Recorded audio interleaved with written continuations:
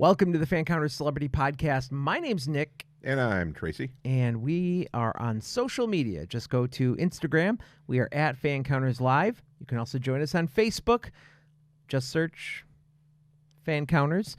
And if you want the private Facebook group to talk with us one-on-one, or one on all the fans that are there, that's at Sharpie Nation. Kind of like you're getting an autograph with a Sharpie marker. Search Sharpie Nation on Facebook.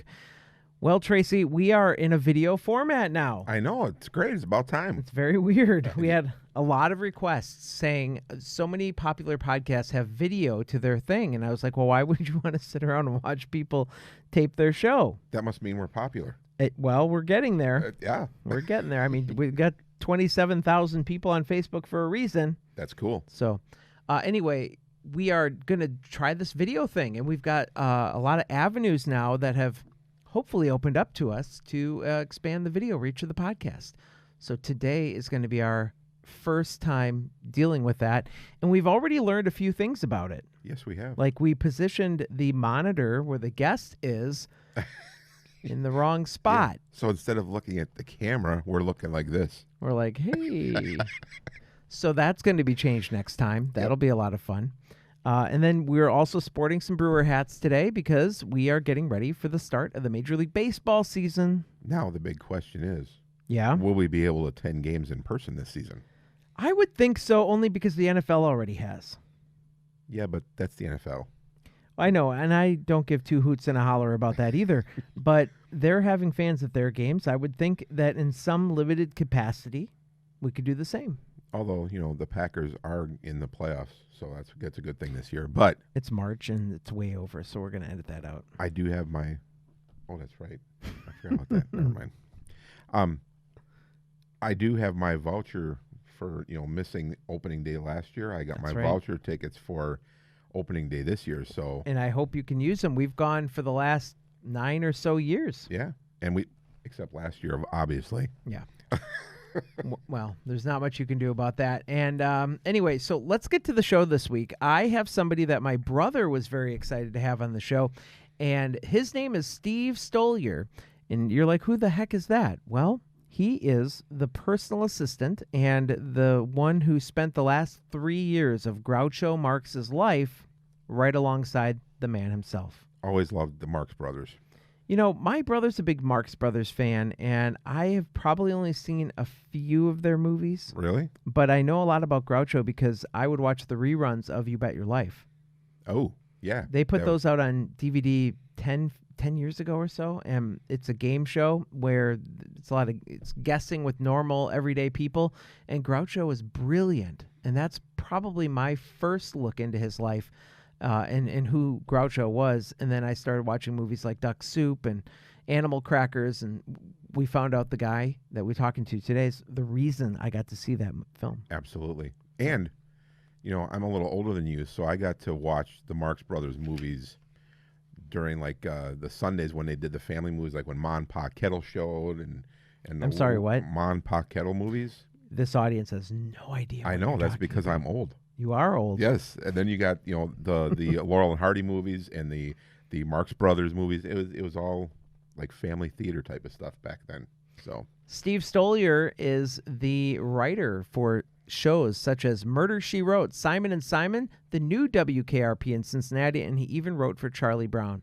We didn't talk a lot about that. We had mostly a conversation about Groucho Marx, and that is where we are going to start today.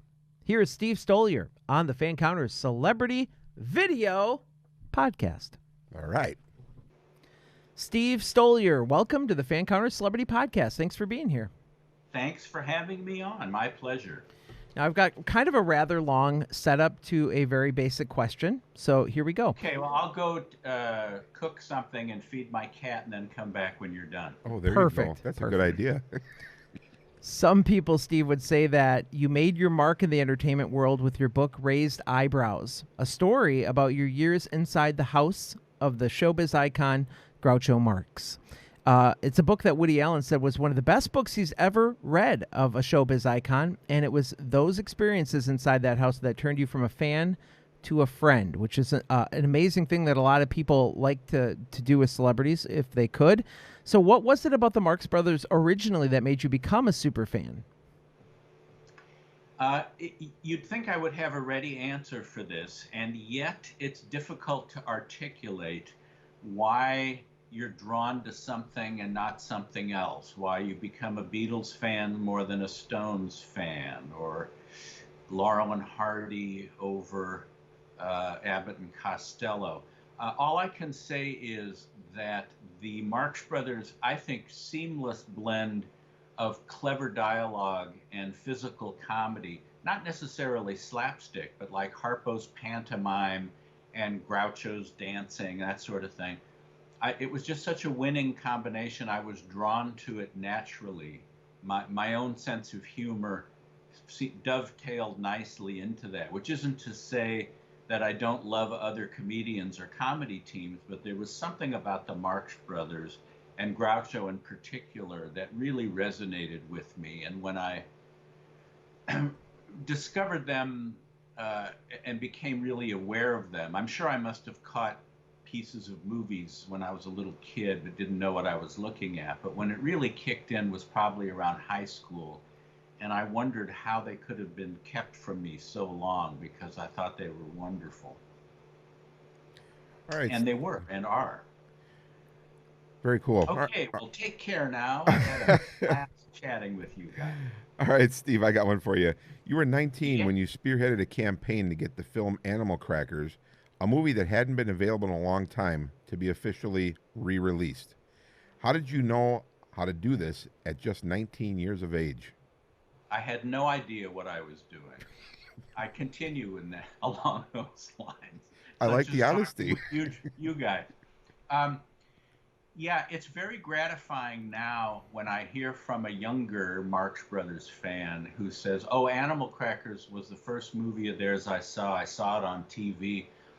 And I think, you should only know the long and winding road, speaking of the Beatles, that it took to get that movie, something that you could just press play or call it up on streaming video or something. It was for many years the missing link in the Marx Brothers films. And, they only made about 12 or 13, so it isn't like they kept cranking out movie after movie. And it was their second film. It's the one in which Groucho plays Captain Spaulding, and his theme song, Hooray for Captain Spaulding, came from that. And jokes like, I shot an elephant in my pajamas. And it was a very famous film that none of my peers had seen because it hadn't been re-released to theaters in decades and hadn't been shown on TV as part of MCA's package of old Paramount films, which they owned. And I don't know if they still have that. I think they've probably replaced it with their usual Universal logo of the world turning. But for many years, they had these black and white syndicated packages of old Marx Brothers, W.C. Fields, Mae West movies from Paramount. And at the beginning, you'd see a big triangular shield, and it said, MCA TV release. And I wanted to take a Marx-a-lot and add an N because it bugged me to see MCA. And then the Paramount logo with the mountain would come up. But this wasn't part of them because Animal Crackers, basically because of an oversight, the copyright, Paramount's copyright lapsed, and the rights reverted back to the authors of the stage play and the composers of the songs for it. So George Kaufman, Maury Riskind, Harry Ruby, Burt Kalmar, they had the rights to it. And when Universal acquired all of the old Paramount films in the late 50s, all the pre-49 Paramount films, they owned Animal Crackers, but they didn't have the right to show it or include it in their syndication packages unless they wanted to spend the money clearing the rights with these writers and composers, and they saw no point in it. All my friends saw lots of point in it because it was the great, it was the golden chalice, you know, the lost ark or whatever. It was like, wow, this is one of their most famous and it hasn't been seen. But they thought that that was just a waste of money to spend money on an old black and white movie when they could focus on important films like Airport 1975, you know.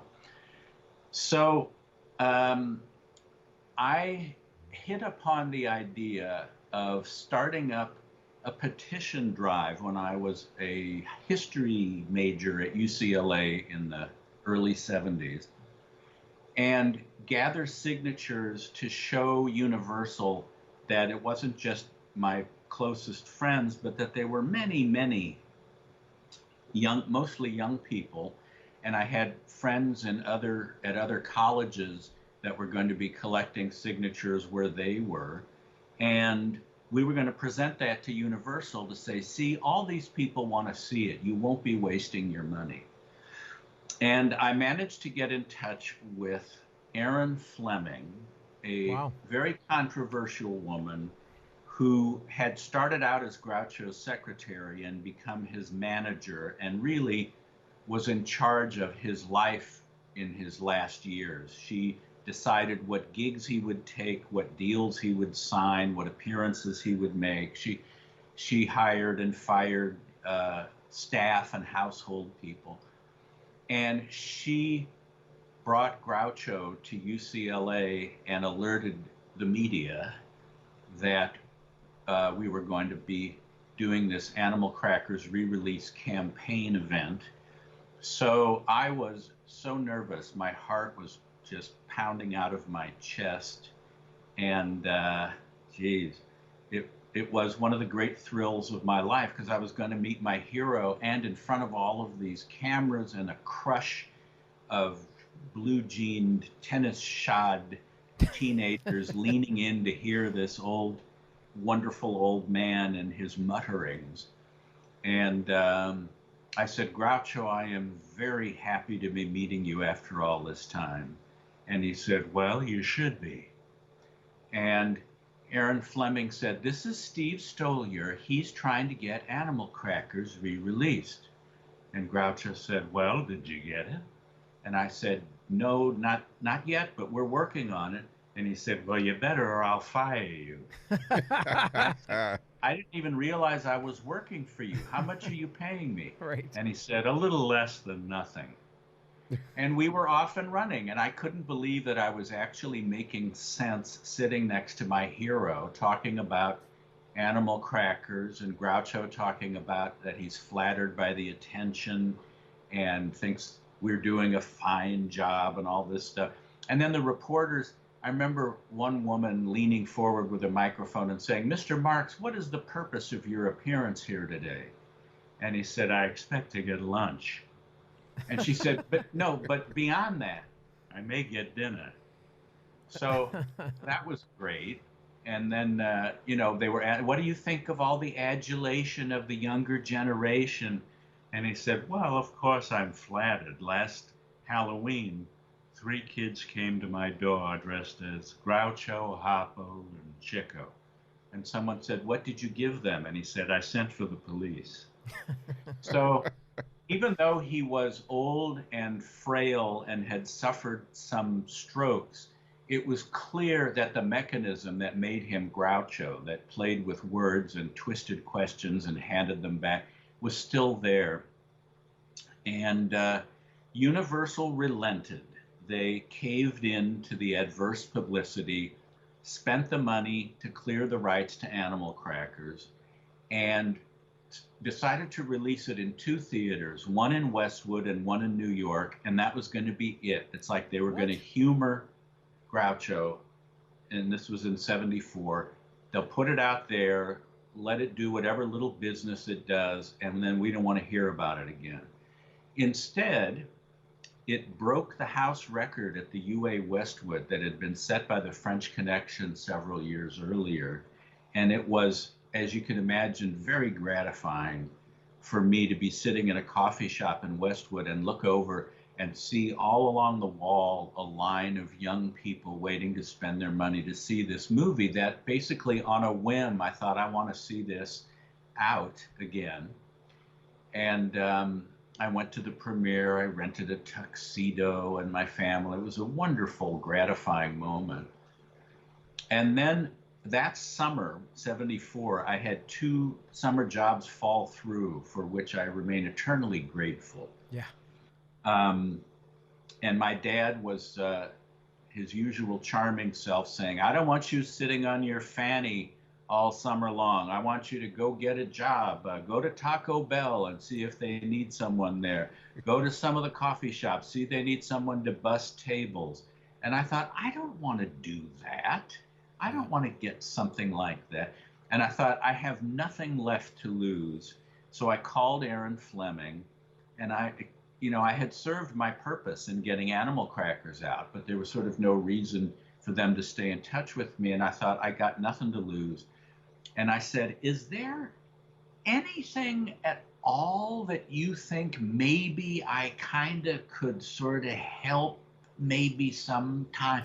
And she said, well, actually, it's funny you called now because I had been Groucho's secretary, but now I'm his manager.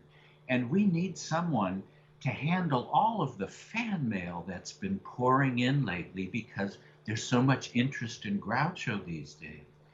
And we need someone who really knows their Marx Brothers to organize all of Groucho's memorabilia, which is going to be donated to the Smithsonian. And I'm thinking, please, please, please, please, please, please, please. Oh, Exactly, yep. And in my mind's eye, like a Tex Avery cartoon, I pictured myself zooming over to Groucho's doorstep and knocking on the door while Erin was still on the phone talking to me about what the job would entail. It was like, how can I get there as quickly as possible? And I initially thought that I would be working in an office building on Wilshire Boulevard where his company was, and he'd come in now and again to sign checks or something. She said, oh, no, dear, there's a room there that you can use for your office, and you can make your own hours. And I thought, they're going to pay me money to do this? And I initially worked 7 days a week because I couldn't get enough of it. The first week I worked 6 days and decided to rest on Sunday because if it was good enough for God, I might as well rest. And then I was sitting in my parents' house in Tarzana thinking, why do I want to be here? I can be in Groucho Marx's house ankle deep in his scripts and letters and photos and posters and getting to know this man that I never thought I'd even be able to shake his hand, much less talk to him, much less work in his house. And it was just really that, I mean, the first day was, it really, in my book, Raised Eyebrows, I draw the analogy, which is good because I can't draw anything else. Me neither. The analogy with Dorothy opening the door into Munchkin Land, and it all turns to Technicolor. And that's what it was like for me. And working inside his house, getting to know Groucho and his circle of friends who I knew well from the Groucho letters, so and also from looking at the credits as their movies would roll by. Mm-hmm. So I knew who they all were. Unlike, I don't know if you've had the experience of meeting someone when you're young and then years later after they're gone, you go, oh, I wish I could have appreciated that. I would have asked them about that.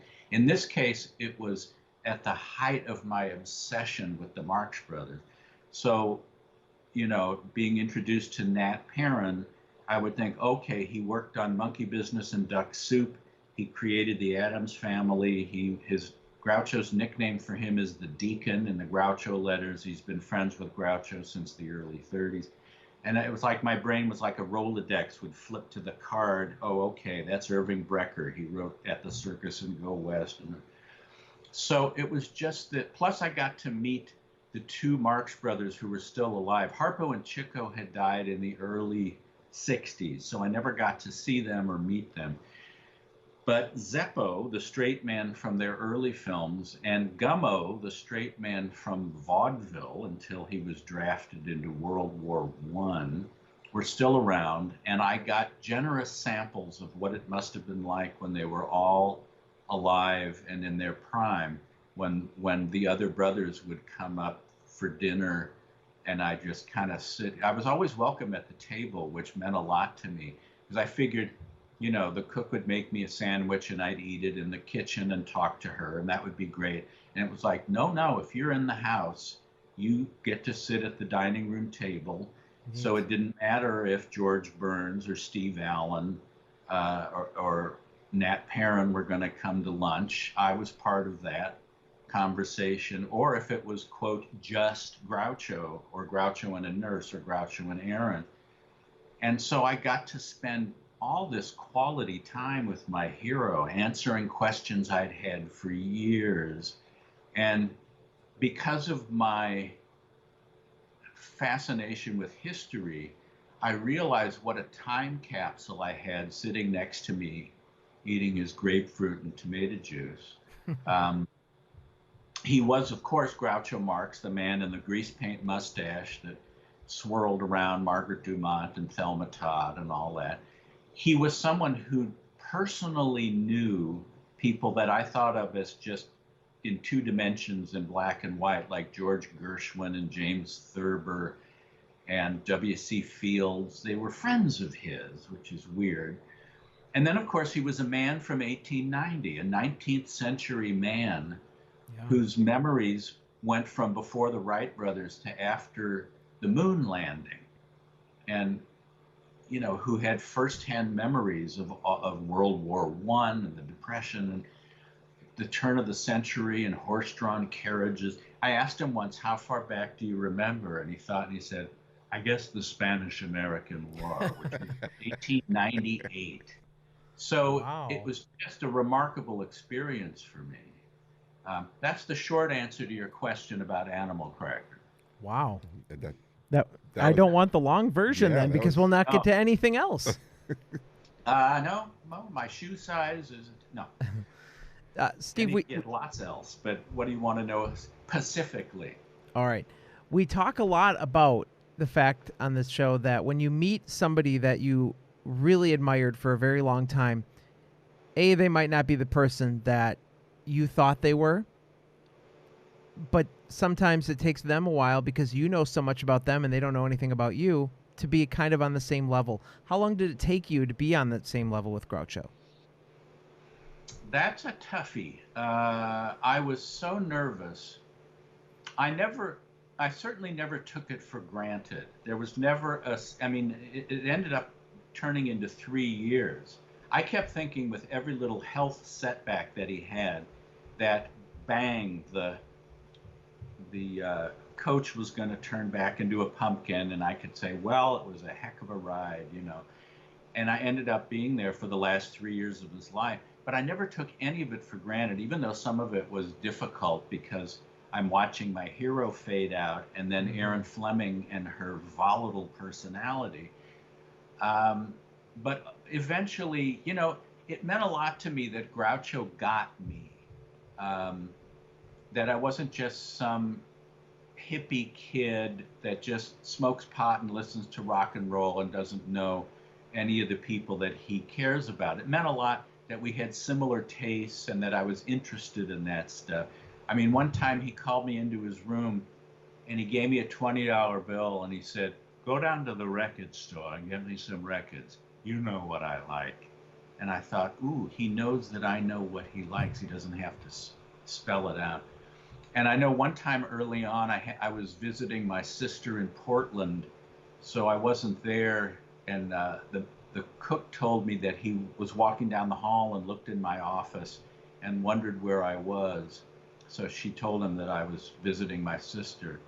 And he said, he's a nice man and he really knows what he's doing.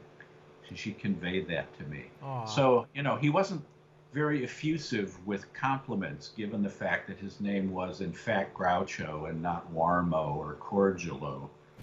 But there did develop, I won't go so far as to say we were friends, because I think that's presumptuous, but it was better than employer-employee.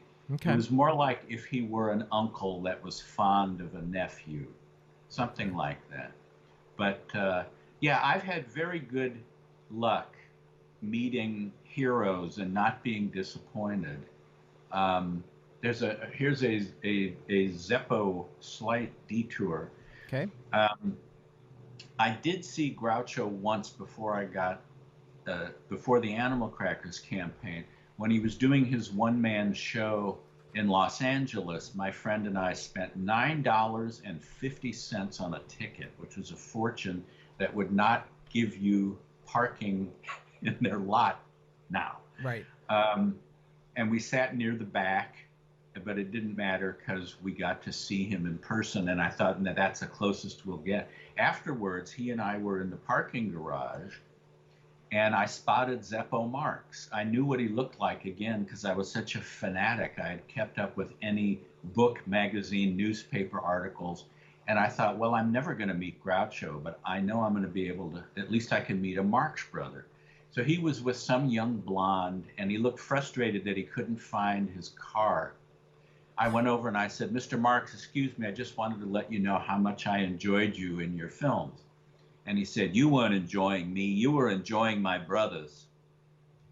And I thought, well, I'm so glad I took a moment to deliver this comment. Right. So that was a little disappointing. I had similar experiences trying to compliment Dana Andrews for Best Years of Our Lives, and he said it was all William Wyler. And I saw Sylvia Sidney and tried to compliment her for Sabotage, and she said, oh, that was all Alfred Hitchcock. But, you know, the Zeppo thing was the only thing that was like a reprimand. And I had the last laugh because I got to know him when I got to work for his brother. And he was quite a pistol. You hear a lot about him, and people are skeptical about his charisma and sense of humor because he didn't have a chance to utilize it in their films. He was never comfortable being on camera. And he left after Duck Soup in 1933 and became a very successful agent, handling such obscure bit players as Clark Gable, Carol Lombard, Barbara Stanwyck, Lucille Ball. He did really well at that. But he really did light up a room when he walked in. He was in his mid-70s and looked like he was in his early mid-50s. Wow. And he took a liking to the date that I brought to Groucho's one. Oh, yes. I have this question on our list of things to ask, but if you want to go there now, that's okay too. Well, I was dating this attractive young lady, very bright, blonde hair, blue eyes, and quick-witted and well-read. And I had a date with her one night, and it was when Zeppo and Gummo were coming up from Palm Springs. And Erin Fleming said, why don't you stay to dinner and then you can meet Zeppo and Gummo? And I said, I'd love to, but I have a date. And Erin said, bring her. And I thought, ooh, I like that. Because my friend Linda was pretty unflappable. And as I said in the book, I was determined that she be flapped. So I picked her up, and she said, where are we going? And I said, oh, it's a little out of the way place. And as I started up Hillcrest Drive from Sunset Boulevard, she said, I know where we're going, and I don't want to do this. And I said, well, we're going to do this. And what I didn't know, I guess, was that Zeppo picked up where Chico left off in terms of women. He loved women. He chased and frequently caught them. And as I recall, he was with an attractive years younger blonde in the garage that night 2 years earlier. So he was sort of captivated by her. He said, you know, Steve, you and Linda ought to visit me in Palm Springs sometime. You should both come down. And I said, I don't know. I was in Palm Springs when I was like 9 and it was sweltering. And he said, well, when were you there? In the summer?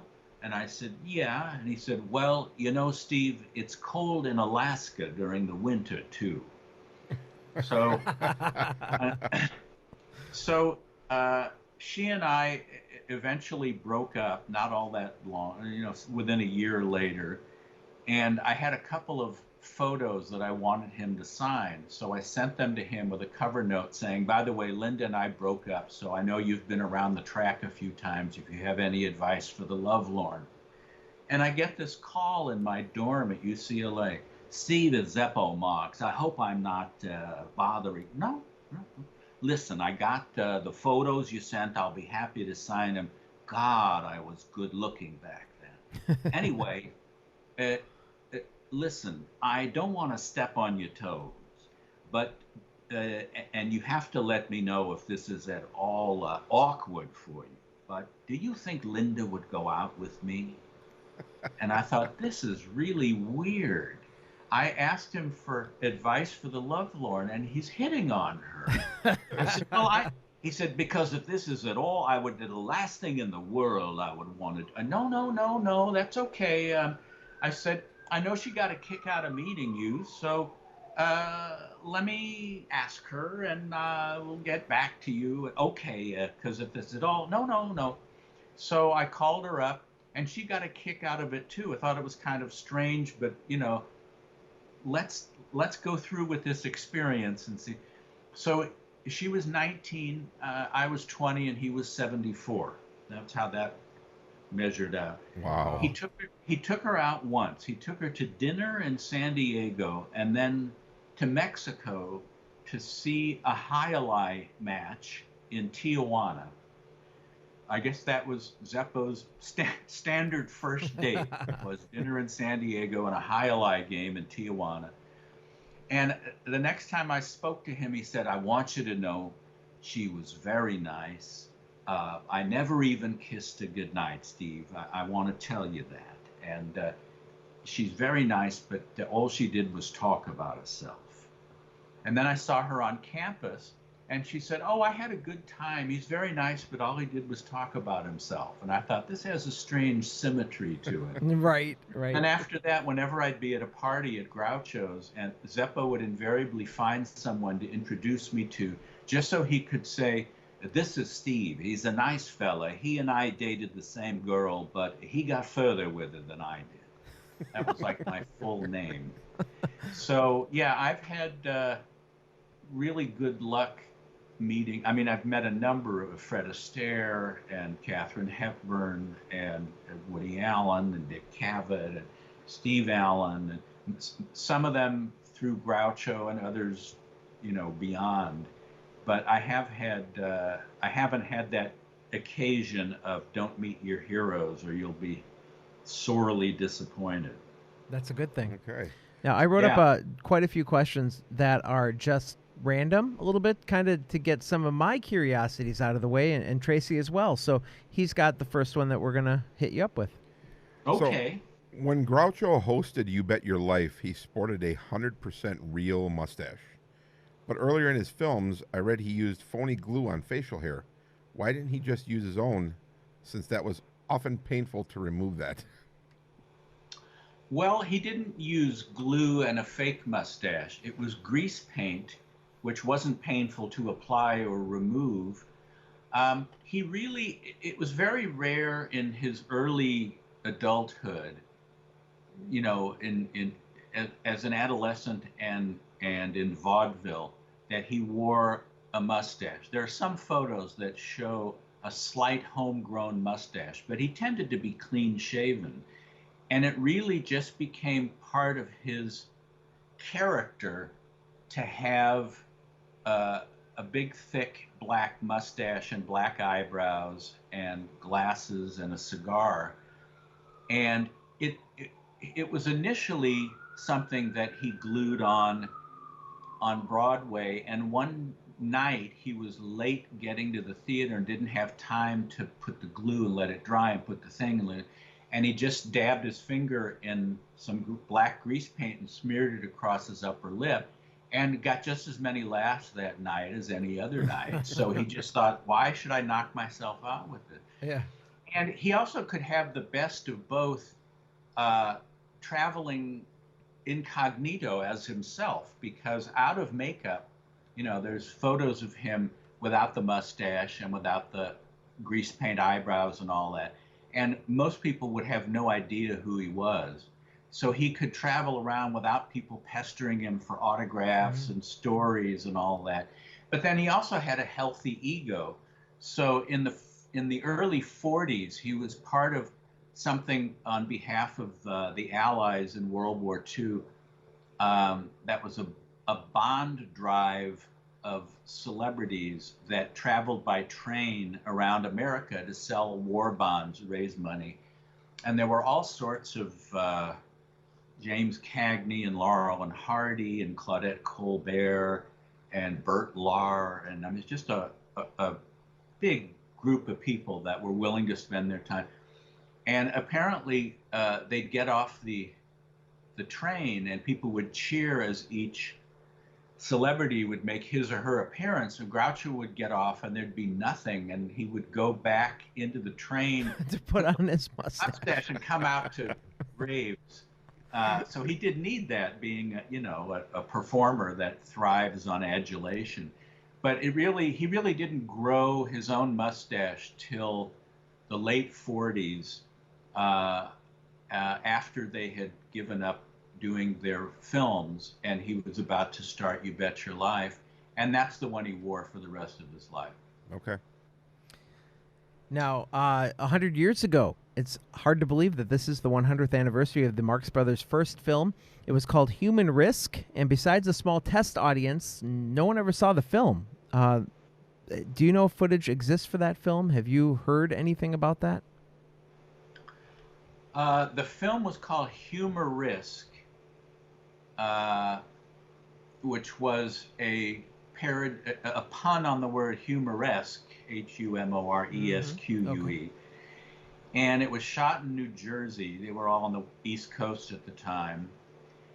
My understanding, from what Groucho said and from people who were in a position to know back then, was that there was one print. It was privately financed. It was not a studio thing. It was not like an official, they were signed to appear in this film. And also in 1920, they hadn't made it big. They hadn't done Broadway yet. They were popular in vaudeville, but they weren't stars really, and for another few years. So it was like a privately financed thing that there was one print made of, and according to Groucho, they showed it once in a theater, basically for friends and family and passersby, and deemed it awful. And the print was misplaced, and I don't think that. Here's the thing about this. Okay. This is one of those legendary mythological things. Maybe there's still a print of it out there somewhere. And people say they've researched it and they have reason to believe it. And I think it's just wishful thinking. It's magical thinking, because we would love to see it. Therefore, it's got to be out there somewhere. And because it wasn't an official studio release, it was never distributed. They never struck a bunch of prints. Also, if even that one print in 1920 survived, it would have been on nitrate, which not only deteriorates and turns into sludge, is highly flammable and explosive. So the idea, people will say, oh, but maybe someone realized what it was. And I said, you don't understand. In 1920, having something with the Marx Brothers in it, it didn't register on most people's, seismograph.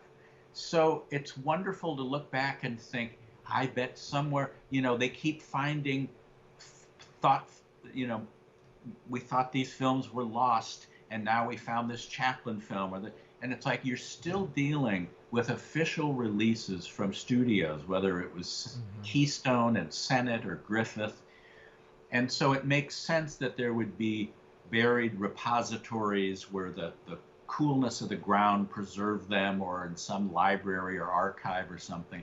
It's just not feasible that Humor Risk exists. I'm also asked about horse feathers, because there's a section that's so chopped up. It's a scene where they're all going in and out of Thelma Todd's apartment, and Harpo's throwing a block of ice out the window, and they're coming in and leaving one at a time and racing around. And it's all broken up, and there aren't any good prints of that we know of. The film, it was made in 1932, which was before the Hays Code kicked in, and then it was reissued in 1936. And what studios often did was take their earlier films and snip out racy bits of dialogue or images or something. And apparently that sequence had some racy stuff, plus there was also just breakage of whatever print they used to make their second negative out of. So what we're seeing are prints from 1936 that had been altered, both intentionally and unintentionally. I still hold out hope that a more complete print of Horse Feathers could turn up somewhere that still has that stuff. Right. Because, I mean, that's what just happened with Animal Crackers. The Blu-ray that was issued with that box set of Paramount Marx Brothers films has Animal Crackers with a few minutes of stuff. There's the line in Hooray for Captain Spaulding where Groucho says, "I think I'll try and make her." And there's business that Harpo does. There's things that were just sort of racy that were cut out for the reissues. But in a British film archive, they found an original 1930 print. So people refer to the Blu-ray thing as that the footage was restored. It wasn't. It was just luck that they found a complete print. Wow. So I don't see why there couldn't be the same thing for Horse Feathers, and we can finally see. I mean, the movie's short as it is, like 68, 72 minutes, something like that. I think that could happen. I don't think humorous. I think it's a fool's errand, even though I fully understand what a treasure it would be if we could find it. Right. All right. Former Tonight Show host Jack Paar turned over the show to Groucho for 2 weeks before they welcomed Johnny Carson. I'm wondering if Groucho wished he could have continued hosting such a show. That's a good question. I don't know that I have a good answer. Well, the truth is I don't know, but here's conjecture. That was in 1962. That was the year You Bet Your Life ended its 14-year run, which was pretty darn good. Yeah. Groucho was looking for another show to host, and there was this short-lived Tell It to Groucho show that happened after that that didn't do well. And he went to England a couple years after that, and it was still sort of a variation on You Bet Your Life, where ordinary people talk to him and they have a chance to win some money. I think he would have loved to be the host of The Tonight Show, although at the time it was out of New York and he had been living in Hollywood since 1931. So it would have meant relocating to New York, which I don't think he would have thought much of. But the idea of having a top-rated network show, I think he would have loved to do that. And it wasn't just Groucho. There was a series of interim hosts between Paar and Carson. Paar didn't really choose Groucho. Paar left the show, and it was up to the producers of Tonight and the people that oversaw the late night lineup at NBC that made the decision. But there was a series of people. But for 2 weeks it was Groucho, and it was the last 2 weeks, so he did get to introduce Johnny Carson. And I think there's some audio of it that exists, but no footage, and a couple of photographs of him with Carson from 1962. Again, it would be wonderful if that resurfaced, and maybe, but for the most part, NBC trashed their early films because it just took up space, and who cares, and why would anyone ever want to see this?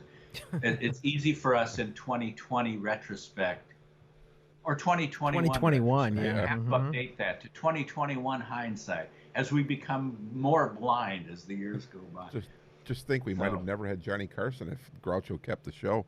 Yeah.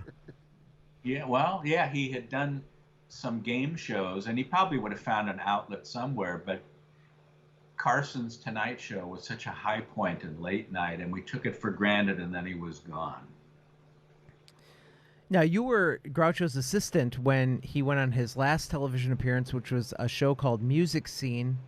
You had already witnessed a lot of decline from Groucho. Do you think that that was a good idea for him to have been on that show and continue to do Actually, appearances? Music Scene was a few years before, a couple years before I was there, Oh, and okay. not his last appearance. He continued to make a few appearances. The Mike Douglas Show. I think the Mike Douglas Show, they were doing a salute to Ernie Kovacs, and Groucho was on, and Edie Adams, who was Ernie Kovac's widow, was on, and a couple of other people. But I would say, in general, I was against him continuing to appear because people were saddened that he had gotten old and frail, and they wanted to remember him in his prime. Yeah. It's a little unfair that we expect our heroes to be immortal. And in fact, if he had never done his one-man show and the Animal Crackers thing, I would never have had my dream come true or that dream job. So speaking selfishly, it worked out great for me.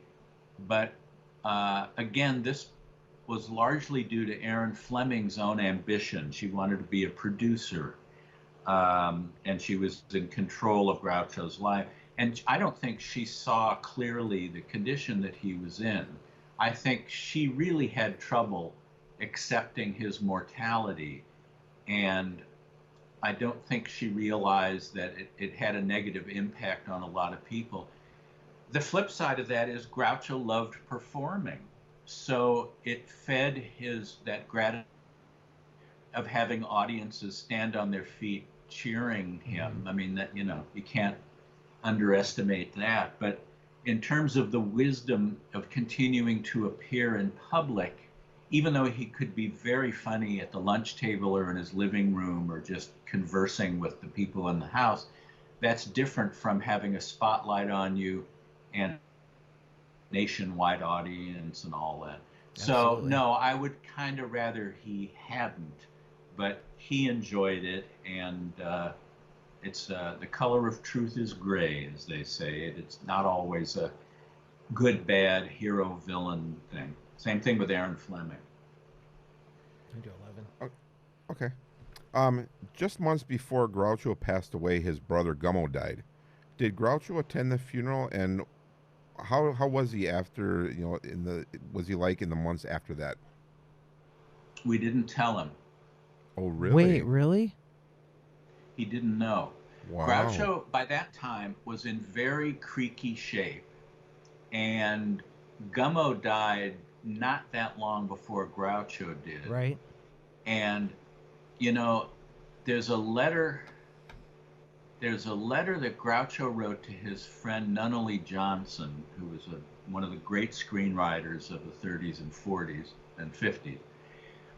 And I think it was after Chico died, and it said something like, if you and Thurber and Goddard Lieberson and a few others kick off, I might as well just throw in the towel. And Nunnally died the same year Groucho did, and it was kept from him. And his friend at CBS, Goddard Lieberson, it was the head of CBS Records, died. He was actually supposed to be the executor of Groucho's estate, but he died before Groucho did. And then Gummo's dead. It was sort of a blessing in a very convincing disguise that Groucho was sort of out of it at the very end, because it made it practical to keep such tragic news from him, because we were sure he would totally give up the will to live. He was very close to Gummo, always had been. There weren't any brothers that were estranged from each other, and they all seemed to love Harpo. He apparently was as angelic as the instrument he played. Yeah. But Groucho was very close to Gummo, and it really, if if he had gotten wind that Gummo and Goddard Lieberson and Nunnally Johnson had all recently died, it just would have been machine gunning his weak heart. So he did not know that Gummo had died. Okay, then. Well, he certainly found out when he passed through the pearly gates. Exactly, yeah. Well, now we're getting into a different. Let's get into a metaphysical on right. heaven and hell. I only want hell to exist for certain people who I won't mention, since you don't want to get into politics on this show. We're okay. Let's keep it on Groucho, and then I've got some questions I want to move in about your career. Groucho suffered from. Take long. It won't take long. Oh man. Oh man. Groucho suffered from some insomnia, and it's rumored that he would call some friends in the middle of the night because he couldn't sleep, and he would just say random weird things and hang up on them. Are you aware of that, or were you a witness to that at all? I know that he had insomnia, although I think for the most part during the period I was there, he didn't have trouble sleeping. I only was sleeping at the house towards the end on weekends. I had been put in charge of the household by Nat Perrin.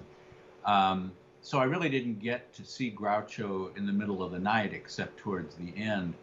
I hadn't heard about him making random phone calls, but it's possible, or it's possible that he did that at some period before I was there. Not sure. Okay. You want me to do 17? Do that. Okay. Yeah, 17. All Ask right. me 17. Janice Ian sang it. Erin has famously been accused of elder abuse, and she certainly didn't get along with Groucho's son, Arthur. What kind of behavior do you remember from her? Well, the phrase elder abuse didn't exist then, but elder abuse existed then. I did not see her physically harm Groucho. However, mentally and verbally and emotionally, yes. And if you know anything about psychology, you realize that the sticks and stones may break my bones, but names will never hurt me is bullshit. Absolutely. That names can cause damage far deeper than just slapping someone. For a long time. Getting back to what I said earlier about Erin's inability to accept Groucho's mortality, I think she felt like if she screamed and kept after him, it would somehow knock the rust off his brain and he'd be 40 again or something like that. But she was a very volatile woman. She could be the sweetest, most generous person in the world, bending over backwards to help you. And then she could just be a bat out of hell, just a Cruella de Vil, screaming and throwing things and having shit fits and causing people to just tremble. She would cause Groucho's blood pressure to shoot up dangerously high, and the nurses were concerned about it. But the problem, I mean, it was such a thorny problem because Groucho as he had grown older and weaker, he grew more dependent on her decisions. And so we were concerned that if we somehow were able to remove Erin, that might kill him too. This sort of like take the syringe away from the heroin addict and let him go cold turkey. There's no gradual way for Erin to have suddenly not been there anymore. So it was, she did put the spotlight on him at a time in his life when his last wife had left him and he was in sort of semi-retirement and didn't have really much keeping him occupied. So she did, pick him up and dust him off, and he went out a living legend and, with a much higher celebrity profile than if he had just kind of faded out in the late 60s. But the flip side of that is, she may have extended his life, but she made the end a lot rockier than he deserved. So, yeah, she was, and then later she was diagnosed as a paranoid schizophrenic. So she was delusional. It worsened in the years after Groucho died. And also she took prescription and recreational pharmaceuticals, which enhanced her erratic behavior.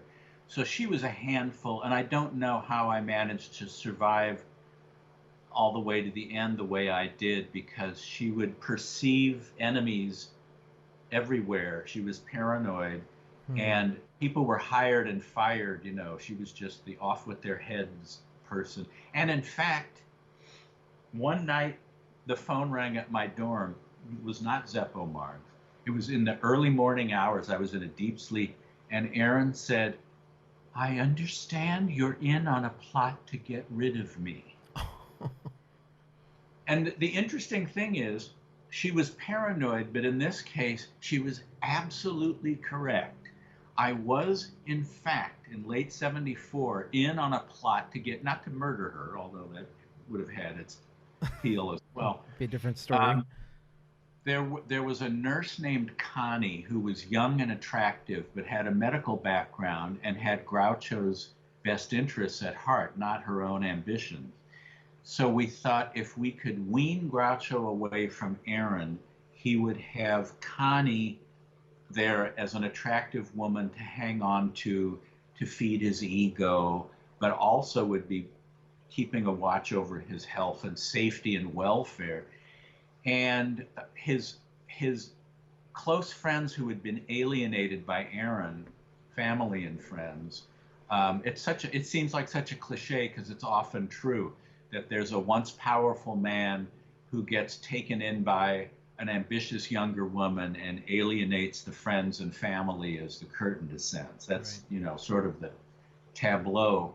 And they were all in. They were all. It's like, they couldn't wait, and they were going to come visit Groucho for the first time in a long time and ease him into this thing.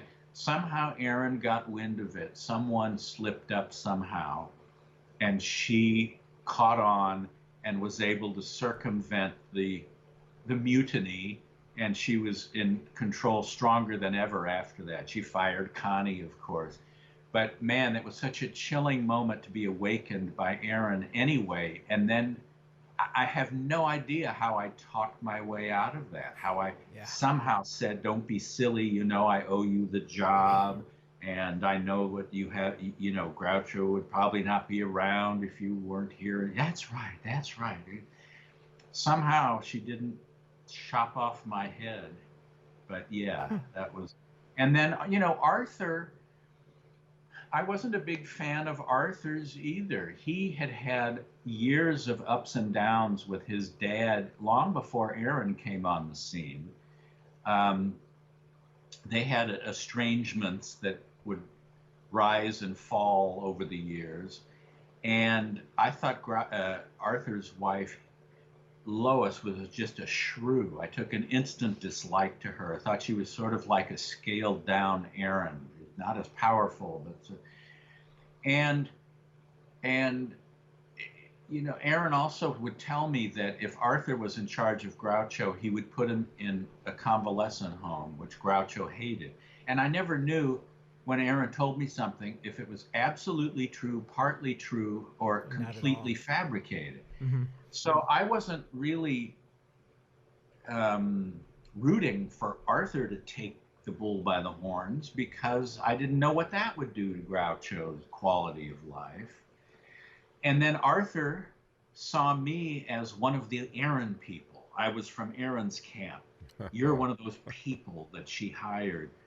So I was kind of in the middle, in between, especially as Erin realized the degree to which I was able to separate my gratitude for the job from my allegiance to Groucho. And so during this big fight over conservatorship of Groucho towards the end, I was subpoenaed to give a deposition, which I was told would probably just take a couple hours. 3 days later. Oh my gosh. And, I mean, if you haven't caught on that with little prodding, I can talk for a while. I was the same way, even during the deposition, when you're just supposed to say yes, no, I can't recall. But it became, I mean, and that's when Erin really understood the degree to which I was not going to defend her behavior. but also that I was not eager to have Arthur win. So it was a very, I mean, and all this when I'm like 20 years old, it was a lot to handle, but I was happy to take on whatever responsibilities I could because my allegiance was always to Groucho and not to Erin or, you know, myself, I suppose. Because people would say, why do you put up with that? I'd tell them about Erin going on a screaming fit or something. And it's like, I, I don't want to miss any of this, however scary it gets. And I want to be there for him as best I can. Nice. I mean, and I was always like the first to be at a party and the last to leave because I didn't want to miss anything. And sometimes at Groucho's that was great, like the night that Jack Lemmon sat and played jazz at the piano when everyone else had left but my friend and me. Robert Benchley, who was maybe my favorite writer, the humorist of the Algonquin Roundtable, wrote a whole humorous piece about toddling. He said he always envies people at parties who can say, well, I guess I'll be toddling, and then they get up and leave the party. He can never guess that he'll be toddling. He said, once he starts toddling, he's fine, and he can get out the door and go home. But he can never guess that he'll be toddling, and so he's always the last person at a party, and I think I suffered the same affliction. Well, when Groucho passed away, it kind of left you dealing with the ongoing battle over his money and possessions and that kind of thing. But instead of going there, what brought you into your career? I mean, you were still a very young man at that point. What brought you into writing, and had you been doing that? Did Groucho help you? How did you determine your life path from there? Towards the end of my Groucho stint, I was working part-time because there just wasn't as much for me to do. And since I had graduated college, and I did, by the way, at the halfway mark, I shifted my major from history to motion picture television because I just couldn't shake how attractive that whole world was to me. That, I mean, I was much more attracted to Groucho's circle of friends than Erin's quirky circle of younger people. But I realized this is really what the world I want to work in. And I got a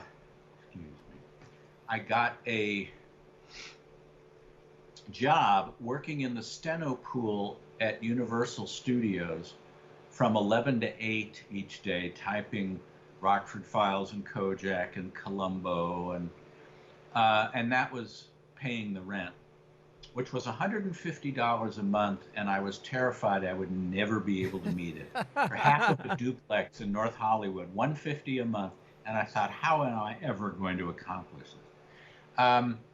So I worked in the steno pool at Universal. One of the things it showed me was you didn't have to be Ernest Hemingway to write something that sells, because some of the stuff that I typed up I thought was really mediocre. So that sort of led me to think maybe I could kind of sort of do this. Mm-hmm. Then I became a production secretary at Universal. And backing up slightly, when I was still working for Groucho, I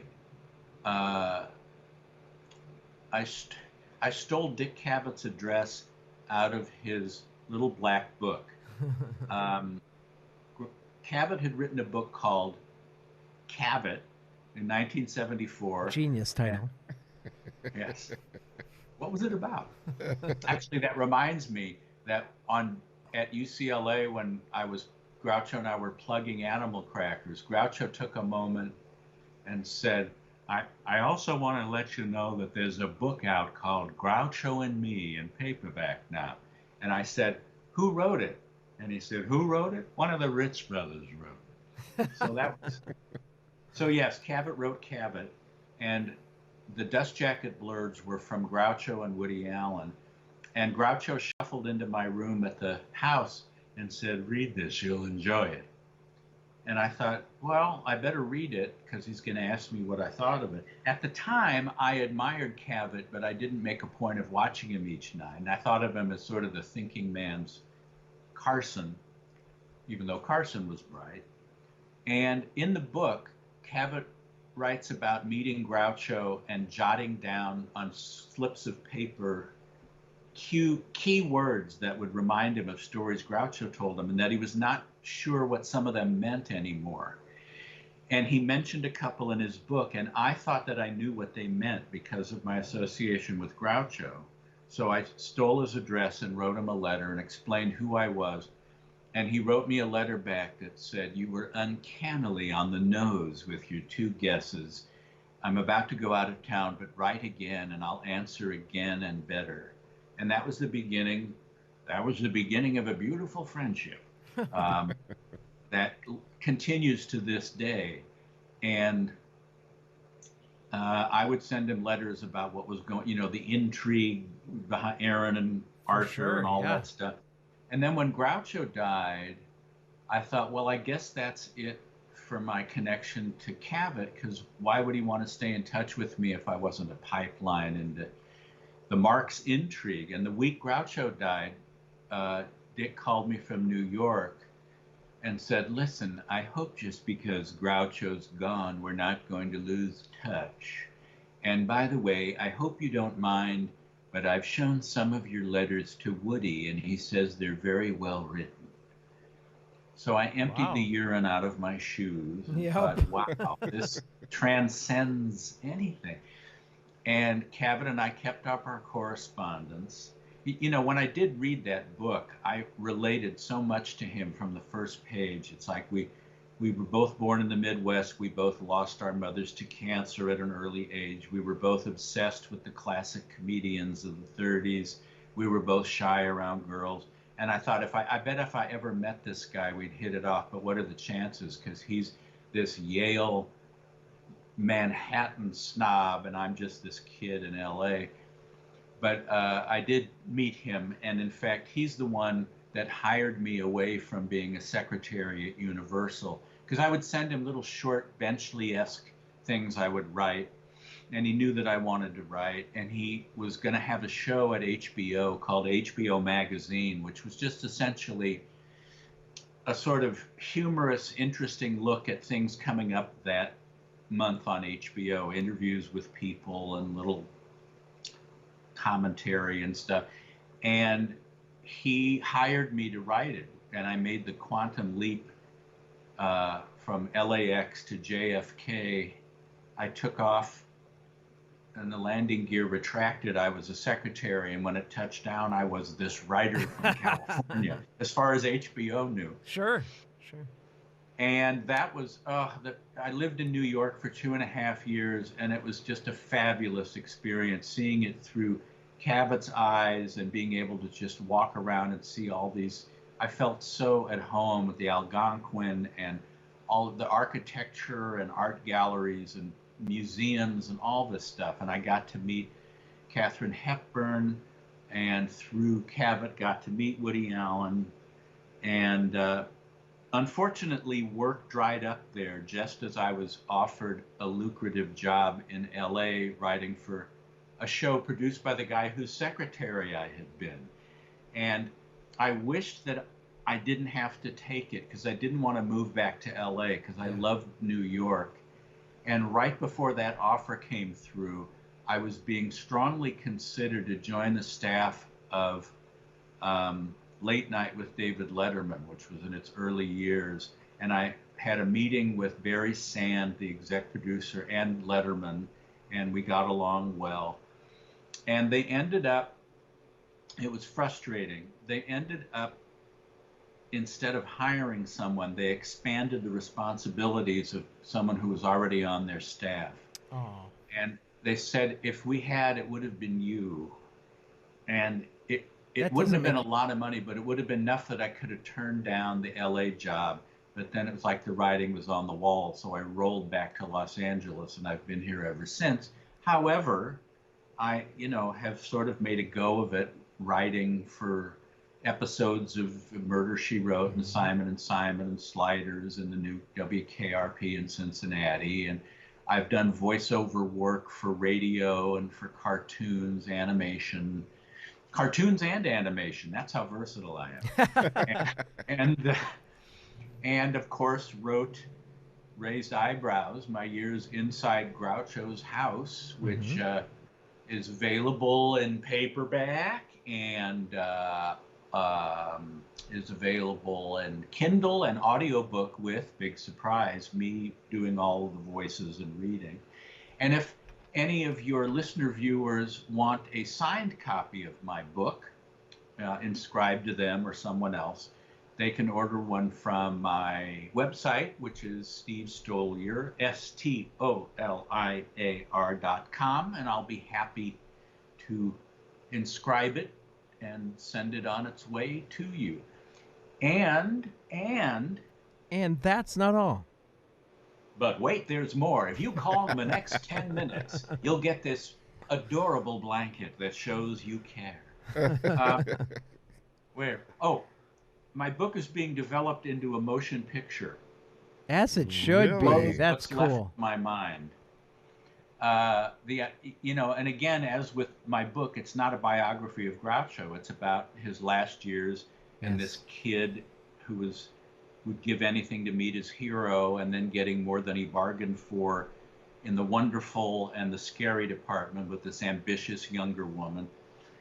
And I co-wrote the screenplay and co-exec producer, and it's slowly coming together. It's been another long and winding road. Trying to get a movie off the ground is not for the squeamish, but it's on track. And I think once Mr. COVID is finished doing his thing, things will get back on track, as is the case with many TV shows and movies. But it'll be really weird seeing someone play me at 19 with my mutton chops and mustache and shaggy hair and all that. And of course, it doesn't really casting wise, only like 17 people worldwide would be in a position to say, that's not what Steve looked and sounded like. And in fact, I got to spend time with Woody Allen when he was out here shooting Cafe Society a few years ago. And he was asking me about how the movie's coming along and casting and all this. And then he said, and nobody knows what you look like. You could get Orlando Bloom to play you. It won't be Orlando Bloom. He's too old anyway. Well, before we let you go, I have one last question about something that's on your IMDb, which is kind of fun to look through just to cruise your pictures. But you got a picture of John Candy up there from a award show that I think you wrote for. Did you have an experience with John Candy? Because he was one of my childhood, people that I looked up to. Yeah, I wrote the continuity, the introductions for 2 of HBO's Young Comedians shows in 82 and 83. And one of those, or 83 and 4, anyway, in the early 80s. And John Candy was the host of one. So I wrote his intro material for introducing the different comics, but also got to spend time with him, including getting to see Saturday Night Live when he hosted. I got to hang out down where the cast and crew were. Are you still there? I am. Sorry, my TV iPad thing, and I didn't want to try and say this on the air because I would look like an idiot, but it's about to die, so he's getting my charger. So you haven't heard anything I've said for the last 40 minutes? No, I've heard everything. I sent him away so I could listen to John Candy. Oh, Candy, pardon the pun, but Candy was a sweet guy. He really was. Very down to earth, very personable, self-effacing. I liked him a lot. I told him about an idea I had had for SCTV. In John Steinbeck's Of Mice and Men, the bad guy is named Candy. He's like sadistic, and he's the villain in the thing. Okay. No, I'm sorry. I'm screwing this up. There is an old man named Candy, but he's not the bad guy. The bad guy's name is Curly. Okay. And so I told John Candy I have this fantasy where they do a sketch where it's Curly from the Three Stooges, played by Candy, in the middle of Mice and Men, where, you know, Moe is saying, "Hey, stay away from Curly's wife. What's the matter with you? I told you to stay away from Curly's wife." And then Curly gets mad and goes, and starts spinning around. And Candy really liked the idea. I said, obviously, the problem with that is it presupposes a familiarity with John Steinbeck and the Three Stooges, which asks a lot of the audience. But he did think it was funny. And then when he was on the Universal lot to do Brewster's Millions. Yeah. We reconnected. He saw, "What are you doing out here now?" And he was really happy for me that I was back in LA and writing. And he had lost weight and was talking about the weight loss program he had used. And it was great to see him. But there wasn't a lot of interaction, but I just found him really charming, and he was always one of my favorites of the SCTV group. And all very down to earth, right? Yeah, no ego thing. That's and cool. I think he was one of those. Same thing with Peter Sellers, where when they weren't on, there wasn't a real distinct personality. They were much more when they were inhabiting a character. It was the same thing when he was hosting the Young Comedians show. He was sort of uncomfortable being John Candy. And in fact, he and his head writer, who had the most beautiful wife I'd ever seen. Oh, Tino Insana was the guy's name. Beautiful wife. They concocted this thing with Mr. Mambo just as a way to do a character bit, and so it isn't just John Candy standing on a stage saying, "And now we have a talented young man from New Jersey who was headlined." So there wasn't any kind of ego there when he wasn't in a character, but the guy that was there was just very likable and a regular guy. Very nice. That's cool. That's very cool. Always liked John Candy. Me too. Oh, yeah. Well, thank you so much for joining us on the show and taking all this, over an hour. I really appreciate your time. Yeah, that was very cool. Okay. My pleasure. That's okay. Obviously, you just plug me in and press play and then put your headphones on and listen to the girl from Ipanema on music. All right. Well, this was very enjoyable, and I hope your viewers, listeners, enjoy it. I think they will. I did. This was a did. great look into Groucho Marx. Oh, yeah, absolutely. And your life. It's your story. Thank you, Steve. This is your life. Okay. That's a Take different care, show. Guys. All right. Bye. Thank you so much. Bye-bye. Bye. Our thanks to Steve Stoliar for being on the show this week. That was a very cool interview. It was. I learned a lot more about Groucho Marx that I didn't know. I can't wait for my brother to hear it, and he can tell me all the questions I forgot to ask. So, isn't that always the way it is? well, he didn't. He says, "Oh, I'm going to come up with all these questions," and then he just failed me. I had to do all the research by myself. But that's the way life goes sometimes. Just tell him he's fired. Oh, he's so fired. Not a chance. Anyway, we look forward to bringing you these video podcasts throughout the rest of this year. Hopefully, we can keep these going and expand our audience. So tell a friend. This is your job. Tell them your favorite new podcast just went to video, and you have to check it out, and then share it on social media. That is your job. And you get to see our wonderful faces every week. Every single Friday, we release a brand new episode here on Fan Counter. So if you're audio only, go to the Fan Counter YouTube channel and subscribe. All of our shows have already been posted on YouTube, but now this one, in total video, you get to see the guest, you get to see us. It's a great time. You bet. All right, don't forget, Instagram, @FanCountersLive, and make sure to give us a 5-star review on iTunes, or I guess they call it Apple Podcasts now. If you do it twice, does that mean you get a 10-star review? I don't think you can do it twice. No? No. Okay. All right. We are back next week with another celebrity guest, somebody that you are very interested in hearing. I know it was on your list of guests, and, and we'll be back with them. I'm not going to tell you who it is because we never do. It's a surprise. Come back. We'll see you next Friday. Have a good one. Bye.